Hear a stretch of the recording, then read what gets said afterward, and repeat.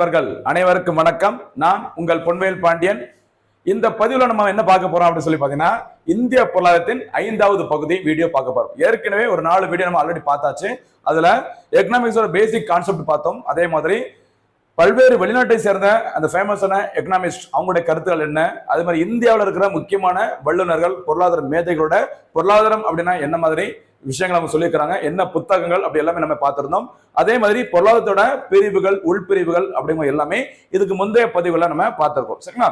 இந்த பதிவுல முக்கியமான ஒரு ஏரியா என்ன பார்க்க போறோம் அப்படின்னு பார்த்தீங்கன்னா, இந்திய பொருளாதாரத்தின் இயல்புகள் எவை, சில ஃபீச்சர்ஸ் ஆஃப் இந்தியன் எக்கனாமி அப்படின்னு சொல்லிட்டு உங்களுக்கு நம்ம சிலபஸை கொடுத்திருப்பாங்க. இதுல இருந்து எப்பவுமே ஒரு கேள்வி உறுதியா வரும். சரிங்களா? அது நேரடியா வரலாம், மறைமுகமா வரலாம், கரண்ட் அஃபேர்ஸா ஸ்ட்ரைட்டா கூட கேட்கலாம். சரிங்களா? இந்திய பொருளாதாரத்தின் இயல்புகள் அதை பார்க்கறதுக்கு முன்னாடி வளரும் நாடுகள், வளர்ந்த நாடுகள் 2 நாடுகளா பிரிச்சு, வளர்ந்த நாடுகளை எந்த மாதிரி ஒரு பொருளாதாரம் இருக்கும், பொருளாதார சூழ்நிலைகள் இருக்கும், அதே மாதிரி வளர்ந்து வரும் நாடுகள் இந்தியா மாதிரி இந்த டெவலப்பிங் கண்ட்ரீஸ்ல எக்கனாமிக் கண்டிஷன் எப்படி இருக்கும், அதோட ஃபீச்சர்ஸ் என்ன, அதெல்லாம் பார்த்துட்டு அப்புறம் இந்தியாவில் என்ன மாதிரி ஒரு சிச்சுவேஷன் இருக்குது, நம்ம எக்கனாமிக் கண்டிஷன் அப்படிங்கிறத நம்ம மொத்தமா பார்க்க போறோம். சரியா? இது தவிர பினிஷிங்ல இந்திய பொருளாதாரத்தின் பலவீனங்கள், வீக்னஸ் ஆஃப் இந்தியன் எக்கனாமி, அதையும் நம்ம இந்த பதிவுல பார்க்க போறோம். சரிங்களா? ஃபுல்லா பாருங்க. எப்பவுமே சொல்றேன், first, second, third, fourth 4 video பார்த்துட்டு அந்த 5வது வீடியோ பார்க்கும்போது தான் அப்படி கொஞ்சம் கொஞ்சமா சேர்ந்துட்டே வரும்போது தான் எக்கனாமிக்ஸ் அப்படிங்கிறது ஒரு செட்டா ஒரு புள்ளியில சேரும், நம்ம ஈஸியா புரியும். ஆரம்பிக்கலாமா? இன்றைய பதிவு 5வது வீடியோ பாருங்க. இந்திய பொருளாதாரத்தின் இயல்புகள், இது வந்து தலைப்பு. சரிங்களா? நம்ம என்ன ஃபீச்சர்ஸ் ஆஃப் இந்தியன் எக்கனாமி பார்க்கறதுக்கு முன்னாடி ஃபர்ஸ்ட் நாடுகளும் அதன் இயல்புகளும், அதாவது வளர்ந்த நாடுகள், வளரும் நாடுகள் 2 நாடோட இந்த பொருளாதாரத்தின் இயல்புகள் அதை பார்த்துட்டு நம்ம போகலாம். சரிங்களா? சரி, டெவலப்டு நேஷன், ஓகேவா? அதனுடைய இயல்புகள் என்ன சொல்லி பாருங்க. டெவலப்டு நேஷன்னா வளர்ந்த நாடுகள், அமெரிக்கா, அந்த ஜப்பான், அந்த மாதிரி வல்லரசு நாடுகள், பெரிய நாடுகள்ல எந்த மாதிரி ஒரு பொருளாதார சூழ்நிலை இருக்கும், எக்கனாமிக் சிச்சுவேஷன் இருக்குது அப்படிங்கிறத இப்ப பார்க்கலாம். சரிங்களா? கண்டிப்பாக உயர்ந்த நாட்டு வருமானம் இருக்கும். சரிங்களா? அவங்களோட பார்த்தீங்கன்னா இந்த நேஷனல் இன்கம் அப்படி லெவல் பார்த்தீங்கன்னா பயங்கரமா இருக்கும். எதை கம்பேர் பண்ணும்போது, இந்தியா மாதிரி வளர்ந்து வரும் நாடுகளை கம்பேர் பண்ணும்போது வளர்ந்த நாடுகள்ல, அமெரிக்கா மாதிரி நாடுகள்ல உயர்ந்த நாட்டு வருமானம் இருக்கும். ஓகேவா? அடுத்து உயர்ந்த தலா வருமானம், சரியா? Per capita income. நம்ம என்ன பார்த்தோம்? பெர் கேபிட்டா இன்கம்னா மொத்த வருமானத்தை, சரியா, total income divided by total population. ஓகேவா? இதை கொண்டு பார்க்கும்போது கிடைக்கிறது என்ன பேருமா? PCI, per capita income. கண்டிப்பா எங்க ஜாஸ்தியா இருக்குது? அதிக லெவல்ல இருக்குது. தலா வருமானம், ஒரு நபருக்கான அந்த மாச வருமானம், ஆண்டு வருமானம் பயங்கரமா இருக்கும் எந்த நாடுகள்ல? வளர்ந்த நாடுகள்ல. ஓகேவா? அடுத்து உயர்ந்த வாழ்க்கை தரம், ஸ்டாண்டர்ட் ஆஃப் லிவிங்ஸ். நம்ம ஆல்ரெடி பார்த்துட்டோம். மக்களின் வாழ்க்கை தரத்தின் அளவீடுகள் அப்படிங்கிறது எதெல்லாம்? ஹியூமன் டெவலப்மெண்ட் இண்டெக்ஸ், அடுத்து கிராஸ் நேஷனல் ஹாப்பினஸ் இண்டெக்ஸ், அடுத்ததாக physical quality of life index. இந்த மாதிரி 3 குறியீடுகளை கொண்டு ஒரு மக்களின் உயர்ந்த வாழ்க்கை தரத்தை அளவிட முடியும். இந்த மாதிரி ஸ்டாண்டர்ட் ஆஃப் லிவிங்ஸ் எப்பவுமே எங்க ஜாஸ்தியா இருக்கும்? அமெரிக்காவில். சரியா? ஒரு நல்ல வருமானம் இருக்கும், இந்த கல்வி எஜுகேஷன் லெவல் கொஞ்சம் ஹைஃபை தான் இருக்கும். அதே மாதிரி அங்க இருக்கிற மக்கள்லாம் ஆரோக்கியமாக, அந்த எதிர்பார்க்கப்படும் ஆயுள் காலம் எல்லாமே நல்லா இருக்கும். எந்த நாடுகள்ல? வளர்ந்த நாடுகள்ல. அடுத்து முழு வேலை வாய்ப்பு, ஃபுல் எம்ப்ளாய்மெண்ட். கிட்டத்தட்ட படிச்ச அனைவருக்கும் வேலை வாய்ப்பு வழங்கப்படும். அரசு வேலையோ அல்லது தொழில் தொடங்குவதற்கான எல்லா வேலை வாய்ப்புகளும் வளர்ந்த நாடுகளை ஈஸியா கிடைக்கும் அப்படின்னு சொல்லியிருக்கிறாங்க. அடுத்து தொழில்துறை ஆதிக்கம் காணப்படும். சில தொழில்துறை இண்டஸ்ட்ரி தான் அதிகப்படியான ஒரு ஆதிக்கத்தை மேற்கொண்டிருக்கும். எந்த மாதிரி நாடுகள்ல? வளரும் நாடுகள்ல. சரி, வளர்ந்த நாடுகள்ல. இதுதான் எக்ஸாம்ல கேட்க வாய்ப்பு இருக்குது. கவனமா இருங்க. தொழில்துறை ஆதிக்கம் எங்கு அதிகம் காணப்படும்? வளர்ந்த நாடுகள், வளரும் நாடுகள், அல்லது லெஸ் டெவலப் கண்ட்ரிஸ் அப்படி கேட்கலாம். கவனமா இருக்கு. சரியா? அடுத்து உயர்ந்த தொழில்நுட்பம். கண்டிப்பாக அப்படிதான். சரிங்களா? எந்த ஒரு தொழிலா இருக்கட்டும், விவசாயமோ, சேவைத்துறையோ, தொழில்துறை இருக்கட்டும், அங்க பயன்படுத்தக்கூடிய டெக்னாலஜி எல்லாமே ஹைஃபையா தான் இருக்கும். நம்ம என்ன உட்காந்து மண்வெட்டி எடுத்து நொங்கு நோண்டிட்டு இருப்போம். சரியா? இந்த மாதிரி பெரிய பெரிய நாடுகள்ல அசால்ட்டா நவீன தொழில்நுட்பத்தை பயன்படுத்துறாங்க. நவீன தொழில்நுட்பத்தை பயன்படுத்துறதுல நல்லதும் இருக்கு, கெட்டதும் இருக்கு. சரியா? கொஞ்ச நேரத்துல, கொஞ்ச செலவுல அதிகப்படியான உற்பத்தியை பண்ணலாம். ஆனா அதன் காரணமாக நிறைய வேலை இழப்பு, சரியா, அந்த ஜாப் ஆப்பர்ச்சுனிட்டிஸ்ங்கிறது என்ன ஆகும்? கண்டிப்பாக குறையும். அதுவும் ஒரு பிரச்சனை தான். சரியா? ஓகே. அடுத்து அதிக நுகர்ச்சி நிலை, கன்சம்ஷன். சரியா? கன்சம்ஷன் அப்படிங்கிறது அதிக அளவு காணப்படும் அமெரிக்கா மாதிரி நாடுகள்ல. சம்பாதிக்கிற நிறைய பணத்தை அந்த செலவினங்கள், அவங்களோட சொந்த செலவுக்கு அதிகப்படியான பணத்தை செலவு பண்ணுவாங்க. சும்மா சேர்த்து எல்லாம் வச்சிருக்க மாட்டாங்க அப்படிங்கிற மாதிரி சொல்றாங்க. அடுத்து அதிக நகரமயமாதல், அர்பனைசேஷன். சரியா?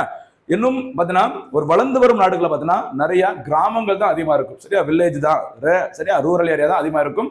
ஆனா பெரிய வளர்ந்த நாடுகளை கிராமங்களை கம்பேர் பண்ணும்போது எது அதிகமா இருக்கும்? நகரங்கள் தான் அதிகப்படியான ஏரியாவா இருக்கும். கம்பேர் பண்ணும்போது எதை கம்பேர் பண்ணுமா? கிராமப்புறங்களை கம்பேர் பண்ணும்போது. எந்த நாடுகள? வளர்ந்த நாடுகளில் நகரமயமாதல் அதிக அளவில் காணப்படும், அர்பனைசேஷன் அதிகமா இருக்கும், சரியா. அடுத்து சீரிய பொருளாதார வளர்ச்சி, அந்த எக்கனாமிக் கிரௌத் அப்படிங்கிறது சீரியல் லெவல்ல இருக்கும். அப்படின்னா கண்டினியூஸா, சரியா, இந்த கன்சிஸ்டன்சி அப்படிங்கிற மாதிரி இருக்கும், சரியா. சும்மா ஒரு வருஷம் நல்லா முன்னேறிட்டு அடுத்த வருஷம் அப்படி படுக்கிற மாதிரி இருக்காது, அப்படியே இருக்கும். ஓரளவுக்கு அப்படி டெவலப் ஆகிட்டே இருக்கும். எந்த மாதிரி நாடுகள்ல? டெவலப்டு கண்ட்ரீஸ்ல. அதான் சொல்லிக்கிறாங்க, சரிங்களா. அடுத்து தொழில் செறிவு நிறைய தொழிற்சாலை, சரி, தொழில் செறிவாக காணப்படும், அது நிறைய தொழிற்சாலைகள் காணப்படும். அதான் இந்த பாயிண்ட்ல பார்த்திருக்கோம், சரிங்களா. கவனம், தொழில்துறை ஆதிக்கம் அந்த பாயிண்ட்ல பார்த்தாச்சு, ஓகேவா. அடுத்து சமுதாய சமத்துவம், ஓகேவா. பாலின சமத்துவம், மிக குறைந்த வறுமை, இதுவும் எங்க காணப்படும்? வளர்ந்த நாடுகள்ல, சரி. சமுதாய சமத்துவம், எல்லாரும் ஒண்ணுதான் அப்படிங்கிற மாதிரி. பாலின சமத்துவம், ஆண் பெண் வேறுபாடு இல்லாம அந்த ஜெண்டர் ஈக்குவாலிட்டி, சரி, ஆணா இருந்தாலும் சரி பெண்ணா இருந்தாலும் சரி, வேலை வாய்ப்பா இருக்கட்டும், வேலை செஞ்சதுக்கு அப்புறம் அதுக்கு கிடைக்கிற சம்பளமா இருக்கட்டும், வேலை வாய்ப்புகள்லாம் நமக்கு ரிசர்வேஷன் இருக்கட்டும், எல்லாமே பார்த்தீங்கன்னா எங்க சமத்துவம் காணப்படும்? அந்த வளர்ந்த நாடுகளை பாலின சமத்துவம் கடைபிடிக்கப்படும், சரி. ஆண்கள் பெண்கள் அந்த வேறுபாடின்றி அந்த உரிமைகள் ரெண்டு பேருக்கும் சமமாக வழங்கப்படும் அப்படின்னு சொல்லிக்கிறாங்க. அடுத்து மிக குறைந்த வறுமை, இந்த பாவர்ட்டி ரேஷியோ அப்படிங்கிறது ரொம்ப ரொம்ப கம்மியா இருக்கும் எங்க?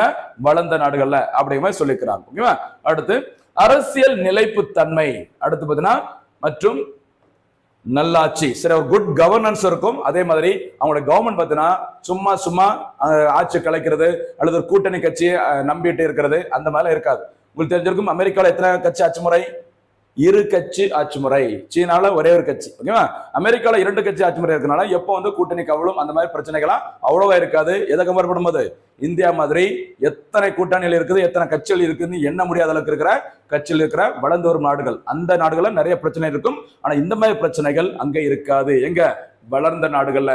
இந்த பொலிட்டிக்கல் கண்டிஷன் பார்த்தீங்கன்னா எப்பவுமே ஸ்டேபிள் கண்டிஷனா இருக்கும், சில ஸ்டேபிள் கண்டிஷனா இருக்கும் எங்க? டெவலப்ட் கண்ட்ரீஸ்ல. அன்ஸ்டேபிள் கண்டிஷனா பொலிட்டிக்கல் கண்டிஷன் இருக்கும் எங்கமா? இந்தியா மாதிரி வளர்ந்து வரும் நாடுகள், அந்த மாதிரி நாடுகள்ல, சரிங்களா. இது நம்ம வளர்ந்த நாடுகளின் முக்கியமான இயல்புகள். எந்த நாடுகள்ல? அமெரிக்கா, பிரான்ஸ், அந்த மாதிரி நாடுகள்ல. அதுக்கு உதாரணம் பாருங்க, டெவலப்டு கண்ட்ரீஸ் உதாரணம் அமெரிக்கா, சரியா. அமெரிக்காவோட தற்போதைய அதிபர் யாருமா? டொனால்ட் ட்ரம்ப், 47வது அதிபர். எந்த கட்சியை சேர்ந்தவர்? குடிகார கட்சியை சேர்ந்தவர், சரிங்களா. 2ஆம் இடத்துல பாத்தீங்கன்னா 2வது நாடு பாருங்க கனடா, அடுத்து இங்கிலாந்து, பிரான்ஸ், ஜப்பான். இது எல்லாமே டெவலப்டு கண்ட்ரீஸ். இந்த நாடுகள்ல தான் இப்ப நம்ம இதுவரைக்கும் பார்த்த பொருளாதாரத்தின் அந்த இயல்புகள் பொதுவாக காணப்படுகிறது, சரியா. இது வளர்ந்த நாடுகள்ல, டெவலப்டு கண்ட்ரீஸ்ல, ஓகேவா. சரி, அடுத்ததாக இந்தியா வளர்ந்த நாடாக இருப்பதற்கு எந்த ஆண்டு இலக்கு நிர்ணயம் பண்ணியிருக்கிறாங்கம்மா? இந்த லிஸ்ட்ல அமெரிக்கா, கனடா, இங்கிலாந்து லிஸ்ட்ல இந்தியாவும் வர வேண்டும். அதற்காக இலக்கு ஆண்டு எந்த வருஷம்? 2047ஆம் ஆண்டு. மறக்க கூடாது, சரிங்களா. அது என்ன பேர் சொல்லுவாங்க அதுக்கு? விக்ஷித் பாரத், சரி. மத்திய அரசு அதுக்கு வச்ச பேர் என்னமா? விக்ஷித் பாரத் அப்படிங்கிறது வளர்ந்த நாடு, வளர்ந்த பாரதம், வளர்ந்த இந்தியா. இப்ப இருக்கிற நாடு இந்தியா வளர்ந்து வரும் நாடு, ஓகேவா. அதை வளர்ந்த நாடாக, வல்லரசு நாடாக மாற்றுவதற்கு விக்ஷித் பாரத் அப்படிங்கிற ஒரு இலக்கை அறிவிச்சிருக்காங்க. அதற்கு இலக்கு ஆண்டு 2047. 47 2050 வச்சிருக்கலாமே, 2025 வச்சிருக்கலாமே, ஏன் 47? இந்தியா சுதந்திரம் பெற்றது 1947ல. சுதந்திரம் பெற்று 100 ஆண்டுகள் நிறைவடைறதுக்கு முன்னாடி இந்தியா எந்த நாடாக மாறி இருக்க வேண்டும்? வளர்ந்த வல்லரசு நாடாக மாறி இருக்க வேண்டும். அதற்காக தான் இந்த இலக்கு நிர்ணயிக்கப்பட்டுள்ளது. இதை பத்தி நிறைய டீட்டெயில் நம்ம போக இதற்கான திட்டங்கள் என்ன முயற்சிகள், எதெல்லாம் முயற்சி பண்றாங்க அப்படிங்கிற மாதிரி நிறைய போக நம்ம பார்க்கலாம், சரியா.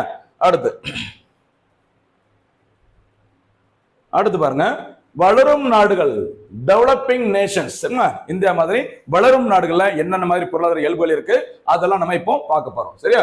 பாருங்க, வேளாண்மை சார்ந்த வளங்களை முழுவதும் பயன்படுத்தாத குறைந்த தலா வருமானம் கொண்ட நாடுகள் எனவும் அழைக்கப்படுகிறது. அப்போ பொதுவாக நம்ம என்ன டிஃபரன்ஸ் பார்க்கிறோம்? வளர்ந்த நாடுகள்ல பொதுவாக எது அதிகமா இருக்கும்? எதனுடைய ஆதிக்கம்? தொழில்துறையோட ஆதிக்கம் அதிகமா இருக்கும். வளர்ந்து வரும் நாடுகள்ல, சரிங்களா, இந்தியா மாதிரி வளர்ந்து வரும் நாடுகள்ல கண்டிப்பா முக்கிய தொழில் எது இருக்கும்? வேளாண்மை சார்ந்த வளங்களை முழுவதும் பயன்படுத்தாத, வேளாண்மை சார்ந்திருப்போம் ஆனா அதனுடைய வளங்களை முழுசா பயன்படுத்தி இருக்க மாட்டோம், சரிங்களா. அடுத்து பாத்தீங்கன்னா குறைந்த தலா வருமானம், சரிங்களா. அந்த பெர் கேபிட்டா இன்கம் லெவல் அப்படிங்கிறது ரொம்ப ரொம்ப கம்மியான லெவல்ல தான் இருக்கும் அந்த மாதிரி நாடுகளை அப்படின்னு சொல்லிக்கிறாங்க, சரிங்களா. அதுக்கு உதாரணம் ஃபர்ஸ்ட் பாருங்க இந்தியா, சரி. நம்முடைய இந்தியா அடுத்து 2ஆம் இடத்துல பாகிஸ்தான் இருக்கு பாருங்க. அடுத்து வங்கதேசம், மியான்மர், இந்தோனேஷியா. கிட்டத்தட்ட நம்மளை சுத்தி இருக்கிற அண்டை நாடுகள் எல்லாமே எந்த நாடுகளா தான் இருக்குது? வளர்ந்த நாடுகளா தான் இருக்குது. சைனா மட்டும் கொஞ்சம் வேற லெவல்ல இருக்கிறாங்க. சரிங்களா? ஓகே. பொதுவாக இந்த வளர்ந்த நாடுகளை, சரி வளரும் நாடுகளை எந்த மாதிரி வேறு வேறு பெயர்களை பிற நாடுகள் அழைக்கிறாங்க?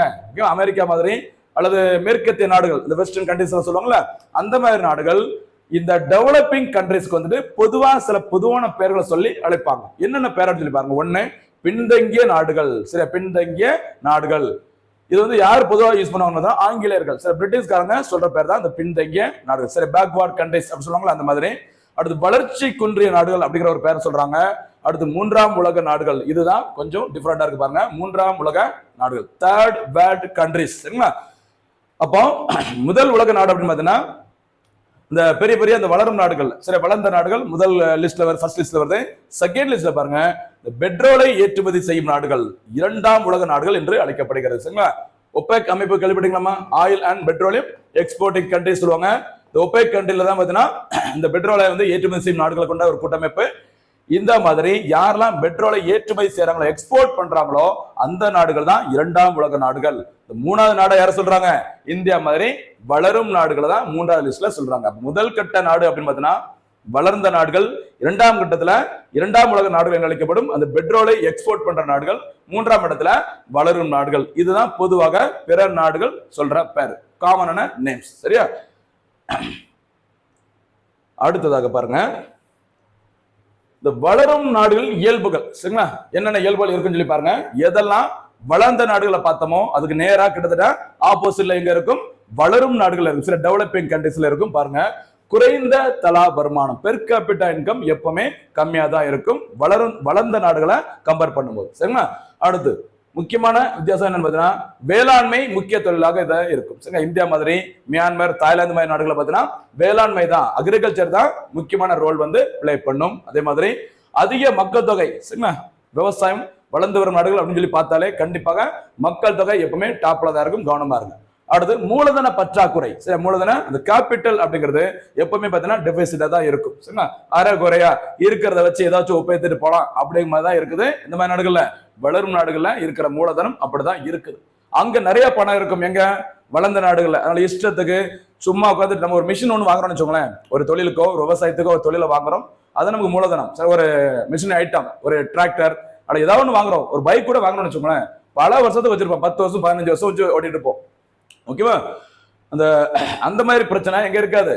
ஒரு பொருளை எத்தனை வருஷம் ஆனாலும் சரி நம்ம ஈஸியா தூக்கி போட மாட்டோம். காரணம் நம்மகிட்ட பணம் அந்த அளவுக்கு இருக்காது, தனிநபர் வருமானமே குறைவா தான் இருக்கும். ஆனா அமெரிக்கா மாதிரி வல்லரசு நாடுகள பணம் செழிப்பா இருக்கிறதுனால கொஞ்சம் யூஸ் பண்ணுவாங்க. கொஞ்ச நாளுக்கு அப்புறம் என்ன பண்ணுவாங்க? நவீன தொழில்நுட்பம் எப்படி இருக்கோ அதை பயன்படுத்தி புதிய இயந்திரங்கள், புதுசா செல்போன், சரிங்களா, புதிய டிராக்டர் அப்படி சொல்லி வாங்கிட்டு போயிட்டே இருப்பாங்க. அதுதான் அங்க சொல்ற மூலதன பற்றாக்குறை காணப்படுவது எங்க? வளரும் நாடுகள்ல. காரணம் உங்களுக்கான வருமானம் குறைவாக காணப்படும்.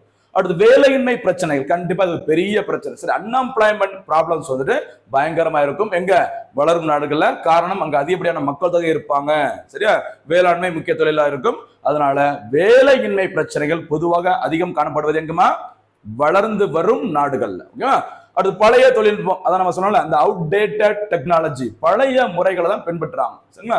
அது ஒரு பெரிய பிரச்சனையா இருக்குது எந்த மாதிரி நாடுகள்? வளரும் நாடுகள்ல. ஓகேவா? அடுத்து பற்றாக்குறையான கட்டமைப்பு வசதிகள், உள்கட்டமைப்பு, இந்த இன்ஃப்ராஸ்ட்ரக்சர் சொல்லுவாங்கல்ல, அது பயங்கர மோசமா இருக்கும். பாத்தீங்கன்னா உள்கட்டமைப்பு ஒரு நல்ல சாலை இருக்காது, மேம்பாலங்கள் இருக்காது, ஒரு போக்குவரத்து நல்லா இருக்காது. ஓகேவா? இந்த மாதிரி நிறைய பிரச்சனை. ரோடு எல்லாம் போட்டாங்கன்னா 5 வருஷம் 10 வருஷத்துக்கு ஒரு வாட்டி தான் லைட்டா சரி பண்றதுக்கு ட்ரை பண்ணுவாங்க. ஓகேவா? குண்டும் குழியுமா நிறைய பிரச்சனைகள் இருக்கும். அதனாலவே பாதி பேரு அந்த டிரான்ஸ்போர்ட், ஓகேவா, அந்த பொருளை உற்பத்தி பண்ணிட்டு எங்க கொண்டு சேர்க்கணுமோ அந்த சேர்க்கக்கூடிய இடத்துல டைமுக்கு கொண்டு சேர்க்க மாட்டாங்க. அப்படியே சேர்க்கறதா இருந்தாலும் நிறைய டேமேஜ் ஆகி, ஒரு தர்பூசணி பழம் இருக்குது, அதை கரெக்டா ஒரு குறிப்பிட்ட இடத்துல கொண்டு சேர்க்கணும் அப்படின்னா ஒரே சீக்கிரமா கொண்டு சேர்த்தா ஃப்ரெஷ்ஷா கொடுக்கலாம். மேடு பள்ளத்துல ஏறி இறங்கிருந்தா அங்க போற வழியில பாதி அதுவே ஜூஸா மாறி இருக்கும். அது நமக்கு தெரியாது. இந்த மாதிரி பிரச்சனை எப்ப இருக்கும்? சரியில்லாத உள்கட்டமைப்பு வசதிகள் இருக்கும்போது. இது எங்க இருக்குது? இந்த மாதிரி பிரச்சனைகள்லாம் உள்கட்டமைப்பு வசதிகள் கொஞ்சம் மோசமான கண்டிஷன்ல இருக்கிறது வளரும் நாடுகள்ல தான் கவனமா இருக்கு. சரியா? அடுத்து இயற்கை வளங்களை சரியாக பயன்படுத்தாதது. நிறைய நேச்சுரல் ரிசோர்ஸ் இருக்கும். சரியா? அதை எடுக்க தெரியாது, அப்படியே எடுத்தாலும் அதை முறையாக பயன்படுத்த தெரியாது. காரணம் என்ன? இந்த இதுதான் பழைய தொழில்நுட்பம். அந்த தொழில்நுட்பம் அப்படிங்கிறது அந்த அளவுக்கு ஒரு வளர்ந்த நிலையில இருக்காது. அதனால இயற்கை வளங்களை சரியாக பயன்படுத்தாத சூழ்நிலை எங்க காணப்படும்? வளர்ந்து வரும் நாடுகளில் காணப்படும். சரிங்களா? அடுத்து கண்டிப்பாக எந்த வேலை இல்ல, சரியான வருமானம் இல்ல, விவசாயத்தை நம்பி இருந்தாலே கண்டிப்பாக பெரிய அளவு வருமானம் ஒன்றும் அந்த அளவுக்கு இல்ல அப்படின்னு ஒரு கருத்து இருக்குது இல்லையா? அதன் அடிப்படையில வறுமை சூழல் காணப்படும். ஏன்னா பெரும்பான்மை மக்கள் எந்த தொழில இருக்கிறாங்க? வேளாண் துறையை நம்பிதான் இருக்கிறாங்க. வேளாண் தொழில் செய்யற மக்கள்ல முக்கால்வாசி பேரு சொந்த சாப்பாடு, சரியா, சொந்த உணவு தானியங்களுக்காக தான் அந்த வேலையை செய்யறாங்க. கொஞ்சம் பேர் தான் அதை காசா மாத்துறாங்க. அதனால அவங்களுக்கு வருமானம் குறைவாக காணப்பட்டு எது அதிகமாக காணப்படுகிறது? வறுமை சூழல் இருக்கும். கவனமா இருங்க. சரிங்களா? அடுத்து அயல்நாட்டு வாணிபத்தை சார்ந்து இருத்தல். ஓகேவா? அந்த ஃபாரின் ட்ரேட் அப்படி சொல்ற அயல்நாட்டு வாணிபத்தை தான் டிபெண்ட் பண்ணியிருப்பாங்க. எந்த நாடுகளுமா? வளரும் நாடுகள். ஏற்றுமதி இறக்குமதி, ஏதாச்சும் ஒரு நவீன உபகரணங்கள் தேவைப்பட்டா அதை வந்து இறக்குமதி பண்ணுவாங்க. அந்த அவங்ககிட்ட இருந்து வாங்கின நவீன உபகரணங்களை பயன்படுத்தி நம்ம ஏதோ ஒரு பொருளை தயாரிச்சு அதை தான் வேற நாடுகளுக்கு நம்ம என்ன பண்றோம்? ஏற்றுமதி செய்யறோம். மொத்தத்துல ஏற்றுமதி பண்ணாலும் சரி, சரிங்களா, இம்போர்ட் ஆர் எக்ஸ்போர்ட் எது பண்ணாலும் சரி, கண்டிப்பாக ஏதோ ஒரு நாட்டை சார்ந்திருக்க மாதிரி சூழல் இருக்கும். எங்கம்மா? வளரும் நாடுகள்ல. இதுதான் வளரும் நாடுகளின் முக்கியமான இயல்புகள். கவனமா இருக்கு. சரியா? இனிமே நம்ம பார்க்க போறது என்ன அப்படின்னு சொல்லி பார்த்தீங்கன்னா இந்திய பொருளாதாரத்தின் இயல்புகள் நம்ம பார்க்க போறோம். சரியா? இதுதான் முக்கியமானது. நம்ம இதுவரைக்கும் என்ன பார்த்திருக்கோம்? வளர்ந்த நாடுகள், வளரும் நாடுகளுக்கான அந்த வேறுபாடுகள், அங்க என்னென்ன எக்கனாமிக் கண்டிஷன் இருக்கும் அப்படிங்கறத நம்ம பார்த்திருக்கோம்.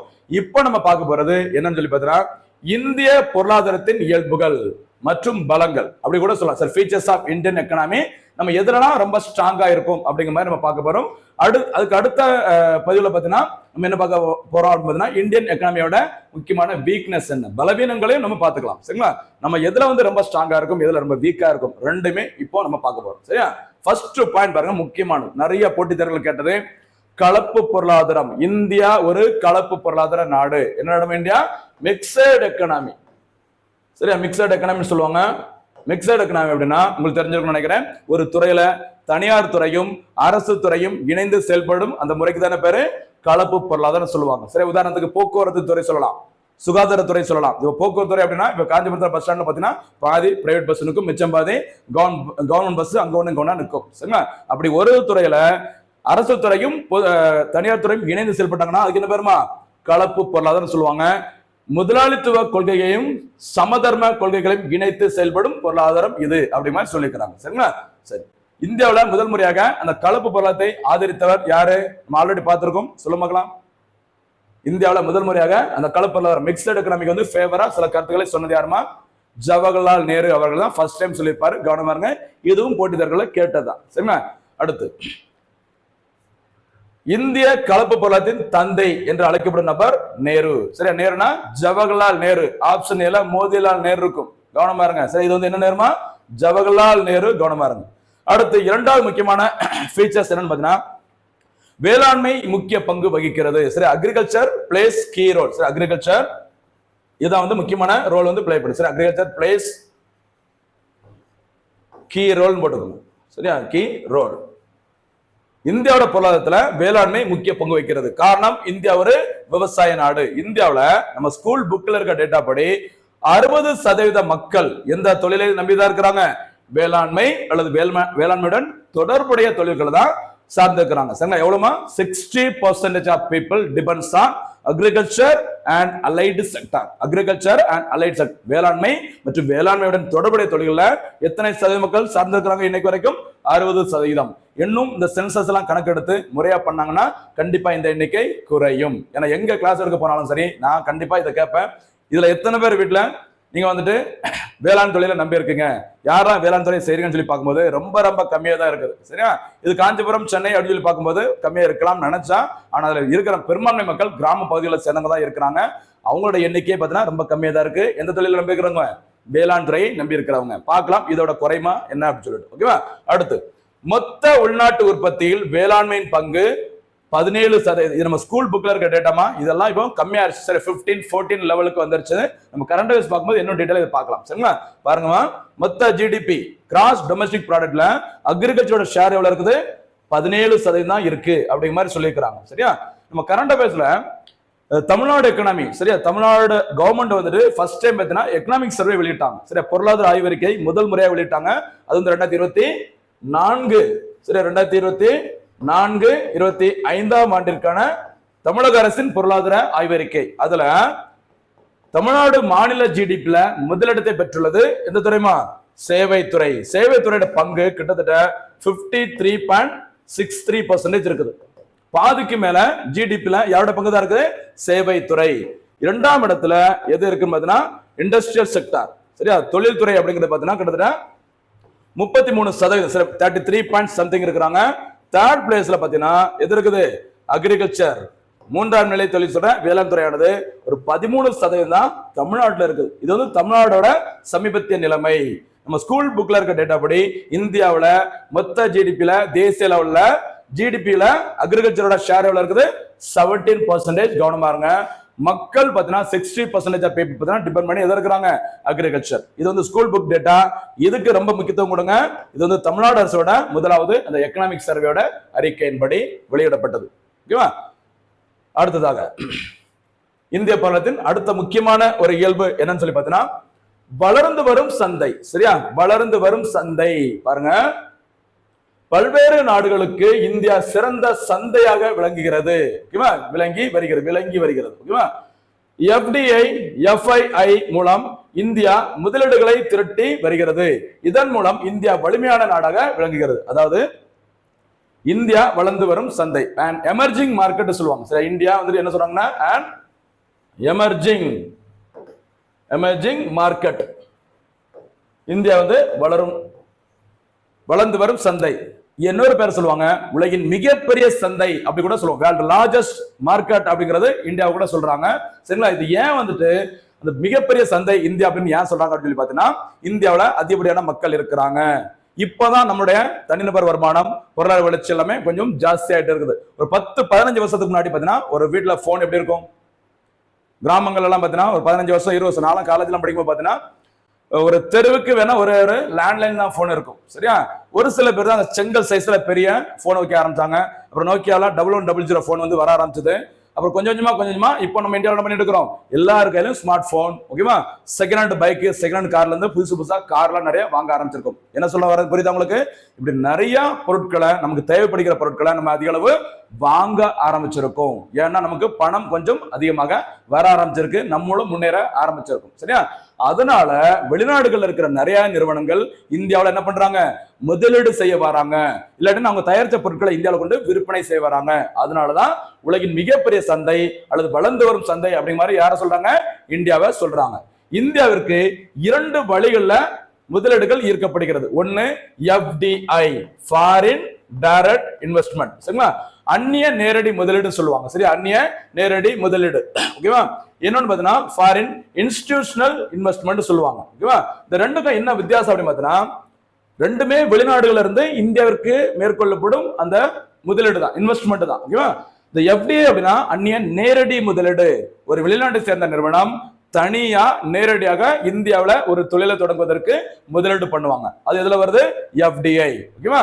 இந்த எஃப்டிஐ அந்நிய நேரடி முதலீடு அதிக அளவு எங்க இருக்குது? ஓகேவா? எந்த நாடுகளில் மேற்கொள்ளப்படுகிறது? இந்த பட்டியலை யார் வெளியிடுவாங்க அப்படின்னு பார்த்தீங்கன்னா ஐக்கிய நாடுகள் சபையில் இருக்கிற முக்கியமான ஒரு அமைப்பு அன்டாடு சொல்லுவாங்க. United nation conference on trade and development. Trade and development இந்த அமைப்பு உருவாக்கப்பட்டது 1969. இதனுடைய தலைமையிடம் நியூயார்க்ல இருக்கு. சரிங்களா? அப்போ வேர்ல்டு லெவல்ல வேர்ல்டு இன்வெஸ்ட்மெண்ட் ரிப்போர்ட் அப்படிங்கிற அறிக்கையை வெளியிடுறது யாருமா? UNCTAD, United nation conference on trade and development. இந்த அமைப்பு உருவாக்கப்பட்டது மறந்துடக்கூடாது. தமிழ்நாடு மாநிலம் உருவாக்கப்பட்ட 1969. இந்தியன் கரன்சில ஃபர்ஸ்ட் டைம் காந்திஜி வந்த 1969. இஸ்ரோ உருவாக்கப்பட்ட வருஷம் 1969. தமிழ்நாடுங்கிற பேரு அபிஷியலா ரீநேம் பண்ணது 1969. இந்த வருஷத்துல தான் இந்த அன்டாட் அமைப்பு உருவாக்கப்பட்டது. இவங்க தான் இந்த உலக முதலீட்டு அறிக்கையை வெளியிடுறாங்க. அடுத்து FII அப்படின்னா ஃபாரின் இன்ஸ்டிடியூஷனல் இன்வெஸ்ட்மெண்ட் அப்படின்னா என்னன்னு சொல்லி பார்த்தீங்கன்னா வெளிநாடுல இருக்கிற ஏதோ ஒரு நிறுவனம் இந்தியாவில் இருக்கிற நிறுவனத்துல நேரடியாக முதலீடு பண்ணாம இந்தியாவில் இருக்க நிறுவனத்தோட அந்த மியூச்சுவல் ஃபண்டு, பென்ஷன் ஃபண்டு அந்த மாதிரி விஷயங்கள்ல பங்குகள் ஒரு ஷேர் வச்சிருப்பாங்க. அதுக்கு தான் என்ன பேர் சொல்றாங்க? ஃபாரின் இன்ஸ்டிடியூஷனல் இன்வெஸ்ட்மெண்ட் அப்படின்னு சொல்றாங்க. சரிங்களா? மொத்தத்துல இந்தியாவுக்கு 2 வழிகளில் வெளிநாட்டு முதல் ஃபாரின் அந்த இன்வெஸ்ட்மெண்ட் வந்துட்டு அட்ராக்ட் பண்றாங்க. எந்த வழியில? FDI, இன்னொன்னு FII. சரிங்களா? ஓகே. அடுத்து 4வது முக்கியமான இயல்பு என்னன்னு சொல்லி பாருங்கம்மா. 4th phases of Indian economy. India வளர்ந்து வரும் நாடு மற்றும் பொருளாதாரம். கண்டிப்பா உங்களுக்கு தெரிஞ்சிருக்கும், நம்ம நிறைய பார்த்தாச்சு. சரிங்களா? காரணம், மொத்த உள்நாட்டு உற்பத்தியில் சில ஜிடிபியில் உலக அளவில் இந்தியா 7வது நாடாக இருக்கிறது. இது வந்து பார்த்தீங்கன்னா ஸ்கூல் புக்கோட டேட்டா. போன வருஷம் பார்த்தீங்கன்னா இந்தியா 4வது இடம் வந்தாங்க, திருப்பி கொஞ்ச நாள் 5ஆம் இடம் சொல்லி வந்திருக்காங்க. இப்படி மாறி மாறி வரும்போது நம்ம எந்த டேட்டா நல்லா பார்த்துக்கணும், நம்ம ஸ்கூல் புக்ல இருக்க என்ன டேட்டா பார்த்துக்கோங்க. இந்தியா ஒரு வளர்ந்து வரும் நாடு, மொத்த உள்நாட்டு உற்பத்தி கிராஸ் டொமஸ்டிக் ப்ராடக்ட்ல வேர்ல்டு லெவல்ல இந்தியா எத்தனை இடத்துல இருக்காங்க? 7வது இடத்துல. எம்எஸ் தோனியோட நம்பர் ஞாபகம் வச்சுக்கோங்க, கவனமா இருக்கு. சரி, 7ஆம் நம்பர் எப்பவுமே வரக்கூடாது. தோனியோட ஜெர்சி நம்பர் ஞாபகம் வச்சுக்கோங்க. ஆகஸ்ட் 7 தேசிய ஈட்டி எறிதல் தினம், நேஷனல் ஜாவலின் த்ரோ டே. ஏப்ரல் 7 உலக சுகாதார தினம். இப்படி நிறைய 7 வரும், நம்ம போக போக பார்க்க போறோம். சரியா? ஓகே. இந்த ஜிடிபியில் தரவரிசை வேர்ல்டு லெவல்ல கிராஸ் டொமஸ்டிக் ப்ராடக்ட் வந்துட்டு மொத்த உள்நாட்டு உற்பத்தி வளர்ச்சி விகிதம் எங்க ஜாஸ்தியா இருக்கு அப்படின்னு சொல்லி பார்க்கும்போது நம்பர் 1 அமெரிக்கா, நம்பர் 2 சீனா, ஜப்பான், ஜெர்மனி, இங்கிலாந்து, பிரான்ஸ். இந்தியா எத்தனை இடத்துல வராங்க பாருங்க? 7ஆம் இடத்துல வராங்க. சரிங்களா? இதுல ஜிடிபி வளர்ச்சி விகிதத்துல. அடுத்து போலாமா? அடுத்து பாருங்க, வாங்கும் சக்தியில். சரியா? வாங்கும் சக்தியில் பர்ச்சேசிங் பவர் பேரிட்டி சொல்லுவோம். Purchasing power parity. ஓகேவா? அதாவது நம்மளுடைய கரன்சியை கொண்டு வெளிநாடுகள்ல எவ்வளவு பொருட்களை வாங்க முடியும் அப்படிங்கறதா இந்த பர்ச்சேசிங் பவர் பேரிட்டின்னு சொல்லுவாங்க. அந்த இந்தியன் கரன்சியை கொண்டு வாங்கக்கூடிய அந்த வாங்கும் சக்தி. ஓகேவா? அந்த லிஸ்ட்ல பாத்தீங்கன்னா வேர்ல்டுலே முதலிடத்தில் உள்ளது அமெரிக்கா, 2ஆம் இடத்துல சைனா. பாருங்க, ஓரளவுக்கு இந்தியா பரவாயில்ல. எத்தனை இடத்துல இருக்கிறாங்க? 3ஆம் இடத்துல இருக்கிறாங்க. எனவே இந்தியா G20 நாடுகளில் இடம்பெற்றுள்ளது. சரியா? G20னா குரூப் ஆஃப் 20 சொல்லுவாங்க. குரூப் ஆஃப் 20 நாடுகள்ல இந்தியா இடம்பெறுவதற்கு முக்கியமான காரணம் இந்தியன் கரன்சியோட அந்த பர்ச்சேசிங் பவர் பேரிட்டில இந்தியா எத்தனை இடத்துல இருக்கிறாங்கமா? 3ஆம் இடத்துல இருக்கிறாங்க. மறந்துடக்கூடாது. இந்தியன் கரன்சியோட சிம்பிள். ஓகேவா? எப்ப நடைமுறைக்கு எப்ப ஏற்றுக்கொள்ளப்பட்டது? ஜூலை 15, 2010. மறந்துடக்கூடாது. தமிழ்நாட்டை சேர்ந்த உதயகுமார் என்பவரால் வடிவமைக்கப்பட்டது இந்தியன் கரன்சியோட சிம்பிள். அதையும் ஞாபகம் வச்சுக்கோங்க. சரியா? ஓகே. அடுத்து போலாமா? அமெரிக்காவோட கரன்சி உங்களுக்கு தெரிஞ்சிருக்கும், டாலர். சைனாவுக்கு என்ன பேருமா? சைனாவோட டாலரோட பேரு, கரன்சியோட பேரு யுவான். என்ன எதுக்கு வரும்? இங்கதான் தப்பு பண்ணுவோம். யுவான் அப்படிங்கிறது யுவான் ஸ்வாங் எந்த நாட்டை சேர்ந்தவர்? சைனா நாட்டை சேர்ந்தவர். என் அப்படிங்கிறது ஜப்பான். ஓகேவா? என் ஜப்பான் நாட்டை சேர்ந்த கரன்சி, மறந்துடக்கூடாது. சரியாமா? அடுத்து, வேகமாக வளரும் பொருளாதாரம், ஃபாஸ்ட் க்ரோவிங் எக்கனாமின்னு சொல்றாங்க. இந்தியன் எக்கனாமி என்ன சொல்றாங்க? Fast growing. இந்தியா வந்து வளர்ந்து வரும் நாடு தான், ஆனா ஃபாஸ்ட் க்ரோவிங் நாடுன்னு சொல்லு sir. Fast growing, sorry, fast growing economy, வேகமாக வளர்ந்து வரும் ஒரு பொருளாதாரம் அப்படின்னு சொல்லுங்க. சரிங்க? வேகமாக வளரும் நாடுகளில் இந்தியா மிக வேகமாக வளர்ந்து வருகிறது. அது ஒரு முக்கியமான காரணம், ஒரு இயல்பு. அடுத்து 6வது பாருங்க, வேகமாக வளரும் பணிகள் துறை, சேவை துறை. உலகம் ஃபுல்லா இந்த சர்வீஸ் செக்டரோட பங்கு தான் அதிக அளவு பயங்கரமா இருக்குது. எதுல? மொத்த ஜிடிபில அவங்களோட கான்ட்ரிபியூஷன்ல எப்பவுமே சேவை துறை டாப்ல இருக்குது. இப்போ ஓகேவா? பாருங்க, வேகமாக வளரும் பணிகள் துறை, சர்வீஸ் செக்டர். இந்தியாவில் சேவை துறைகள், சேவை துறைனா டெர்ஷரி செக்டார், 3ஆம் நிலை தொழில் அப்படி சொல்ற சேவை துறையானது வேகமாக வளர்ந்து கொண்டிருக்கிறது. இந்தியாவின் ஜிடிபியில் சேவை துறையின் பங்களிப்பு 53% உள்ளது. முக்கியமானது நோட் பண்ணிக்கோங்க. மொத்த 3 துறைகள், அதுல எப்பவுமே அந்த இந்தியாவோட ஜிடிபில நம்பர் 1 எதுதான் இருக்குது? 3ஆம் நிலை தொழில். 3, 2, 1 ரிவர்ஸ்ல வரும். சரிங்களா? சேவை துறை முதலிடம், 2ஆம் இடத்துல இண்டஸ்ட்ரியல் செக்டார், 3rd பிளேஸ்ல பாத்தீங்கன்னா யார் வராங்க? Agriculture sector. அந்த வகையில சேவை துறையின் பங்களிப்பு 53% உள்ளது. அதே மாதிரி இந்தியாவின் மொத்த வேலை வாய்ப்பில் எம்ப்ளாய்மெண்ட்ல பாத்தீங்கன்னா இந்த சர்வீஸ் செக்டரோட ஷேர் பாத்தீங்கன்னா 44%. கிட்டத்தட்ட பாதி பேரு எந்த துறையை நம்பி இருக்கிறாங்க? மொத்த வேலை வாய்ப்புல சேவை துறை தான் நம்பி இருக்கிறாங்க அப்படி மாதிரி சொல்லி இருக்கிறாங்க. ஓகேவா? இது வந்துட்டு இந்தியா பல இயல்புகள்ல 6வது, வேகமாக வளரும் பணிகள் துறை. சரிங்களா? சேவை துறை, சரி, சர்வீஸ் செக்டார். அடுத்ததாக பேரளவு உள்நாட்டு வளர்ச்சி. சரிங்களா? நம்ம சம்பாதிக்கிற நிறைய பணத்தை என்ன பண்றோம்? உள்நாட்டுக்குள்ள சொந்த தேவைகளுக்கு நம்ம நிறைய செலவு பண்ணிடுறோம். நம்ம ஞாபகம் வச்சுக்கோங்க, என்ன பார்த்திருக்கோம்? இந்திய பலத்தின் இயல்புகள். ஓகேவா? இந்தியாவில் மக்களின் வாழ்க்கை தரம் சரியா உயர்ந்ததால் உள்நாட்டு நுகர்வு பொருட்கள் பெருமளவு அதிகரித்துள்ளது. அடுத்து 8வது பாருங்க, அர்பனைசேஷன். சரியா? நகர்மயமாக்குதல். அர்பனைசேஷன் சொல்லுவாங்க, நகர்மயமாக்குதல். ஓகேவா? பாருங்க, இது ஒரு நாட்டின் பொருளாதார வளர்ச்சியின் அறிகுறியாகும். ஒரு நாடு வேகமா முன்னேறிட்டு இருக்கு அப்படின்னா அதை ஏதோ சொல்லலாம், இன்னும் பழைய கிராமத்து ஸ்டைல்ல இருக்காம லேட்டஸ்ட் டெக்னாலஜி பயன்படுத்தி எல்லா வசதிகளையும் கொண்டு யார் வந்து நகர்மயமாயிட்டு வராங்களோ அதை வச்சு சொல்றாங்க. இந்த இடத்துல பாருங்க, ஒரு நாட்டின் பொருளாதார வளர்ச்சி என்பது நகர்மயமாக்குதல் எப்படி இருக்குதோ அதை பொறுத்து இருக்கும் அப்படி மாதிரி சொல்லியிருக்காங்க. அந்த வகையில இந்தியாவில் நகரமயமாதல் என்பது அதிகரித்து வருகிறது. ஓகேவா, இது வந்து தற்போது இந்தியாவில் நகரமயமாதல் அதிக அளவு உள்ளது அப்படின்னு சொல்லியிருக்காங்க. ரொம்ப ரொம்ப முக்கியமான பாயிண்ட், கவனமா இருங்க. சரியாமா? சரி, இதற்கான ஒரு திட்டம் ஒன்று இருக்குது. ஓகேவா, ஸ்மார்ட் சிட்டி திட்டம்.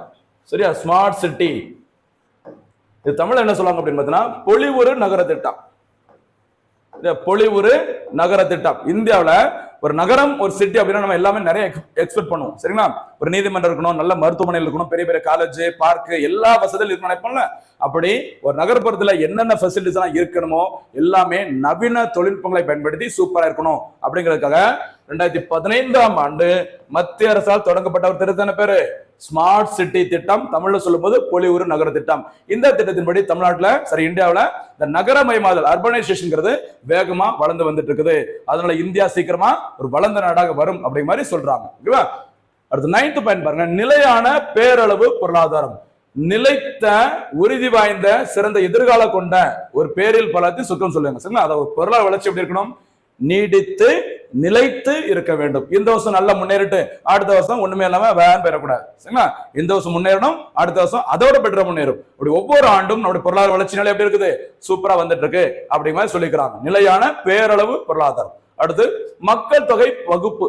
பாருங்க, மக்கள் தொகையினுடைய அதே பிரச்சனை தானே அப்படி நினைப்போம். அதை பத்தி நம்ம பலவீனங்களை பார்க்கலாம். சரியா, மக்கள் தொகை என்பது ஒரு வளம். சரியா, ஹியூமன் ரிசோர்ஸ் அப்படிங்கிறது ஒரு நமக்கு பார்த்தீங்கன்னா என்னதான் ஒரு வளம் அப்படி மாதிரி சொல்றாங்க. சரிங்களா, சும்மா எண்ணிக்கையில மக்கள் தொகை இருப்பது சரி கிடையாது. இருக்கிற மக்கள் யார் வந்து நல்லா எஜுகேட்டடா, எக்ஸ்ட்ரா நாலேஜ் எப்படி இருக்குது, எக்ஸ்ட்ரா லாங்குவேஜ் எப்படி தருது, கம்ப்யூட்டர் நாலேஜஸ், ஓகேவா, நல்லா எப்படி இந்த உடல் உழைப்பு நம்ம பிசிக்கலா எவ்வளவு ஸ்ட்ராங்கா இருக்கும், இப்படி நிறைய விஷயங்களை வச்சுட்டு மக்கள் எந்த அளவுக்கு உயர்ந்த நிலையில இருக்காங்க அப்படி மாதிரி நம்ம சொல்லலாம். சரிங்களா, பாருங்க, ஒரு நாட்டின் மக்கள் தொகையை குழந்தைகள், இளைஞர்கள், வயதானவர்கள் என 3 வகையாக பிரிக்கலாம்.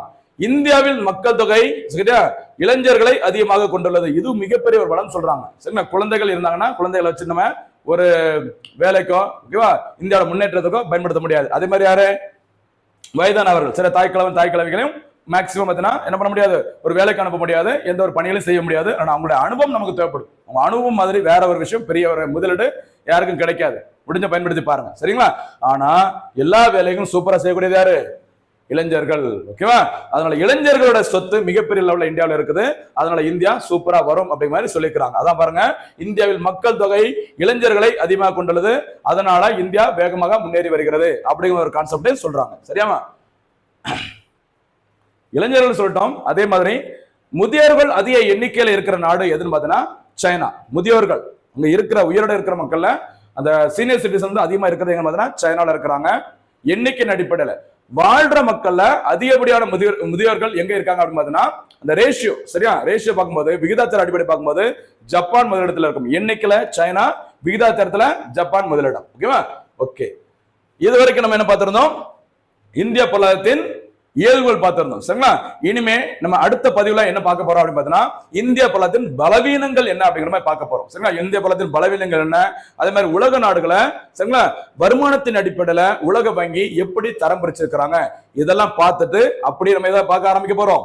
இந்தியாவுல திட்டமிடலின் வரலாறு, வேர்ல்டு லெவல்ல திட்டமிடல் கான்செப்ட் எப்படி இருந்துச்சு, அதுக்கப்புறம் திட்டமிடலோட வகைகள் என்ன, இந்தியாவுல திட்டமிடல் தொடர்பாக யார் யாரும் என்ன கருத்துக்கள் சொல்லியிருக்காங்க, அதெல்லாம் சொல்லிட்டு அப்படியே எதை நம்ம டச் பண்ண போறோம், 5 ஆண்டு திட்டங்களை நம்ம டச் பண்ணலாம். சரிங்களா, ஓகே, இந்த தினத்திற்கான முக்கியமான சில சூப்பர் 6 கேள்விகள் பார்க்கலாமா? ஃபர்ஸ்ட் கேள்வி என்னன்னு சொல்லி பாருங்கம்மா. முதல் கேள்வியே பாருங்க, இந்த மக்கள் தொகை தொடர்பான ஒரு கேள்வி. அடுத்த வீடியோ சொல்லுவேன், இருந்தாலும் உங்களுக்காக அட்வான்ஸா ஒரு கேள்வி. உலக மக்கள் தொகையில் இந்தியா முதலிடத்தை பெற்ற நாள் எப்போது? எந்த தேதி அறிக்கையின்படி உலக மக்கள் தொகையில இந்தியா முதலிடத்தை பெற்றுள்ளது? இது வந்து முதல் கேள்வி. அதே மாதிரி இரண்டாவது கேள்வி என்னன்னு சொல்லி பார்த்தீங்கன்னா உலக மக்கள் தொகை தொடர்பான அறிக்கையை ஐநாவின் எந்த அமைப்பு வெளியிடும், அந்த அமைப்பு எங்க இருக்கு அப்படிங்கிறது இரண்டாவது கேள்வியா வச்சுக்கோங்க. சரிங்களா, மூணாவது கேள்வி, இந்தியாவுல நகரமயமாக்குதல், சரிங்களா, இந்தியாவை நகர்ப்புறத்தை சூப்பரா கொண்டு வரணும் அப்படிங்கிறதுக்காக மத்திய அரசால் தொடங்கப்பட்ட திட்டத்தின் பெயர் என்ன, அந்த திட்டம் எந்த ஆண்டு தொடங்கப்பட்டது, அது வந்து நாலாவது கேள்வி வச்சுக்கோங்க. அடுத்ததாக இந்தியாவின் மொத்த ஜிடிபி சரியா, மொத்த உள்நாட்டு உற்பத்தியில் எந்த துறை முதல் 3 இடங்களை பெற்றுள்ளது? அந்த ஆர்டர் படி சொல்லுங்கம்மா. ஓகேவா? அடுத்ததாக மொத்த உள்நாட்டு உற்பத்தியில் இந்தியா எத்தனாவது தரவரிசையில் உள்ளது? ஓகேவா? அது ஒரு கேள்வி. அடுத்ததாக நம்ம ஸ்கூல் புக்ல இருக்க ஒரு டேட்டா அப்படி ஒரு கேள்விமா, 2 கேள்விகள் சேர்த்து கேட்கிறேன். ஓகேவா? இந்தியாவுல எத்தனை சதவீத மக்கள் வேளாண் துறையை நம்பி இருக்கிறாங்க?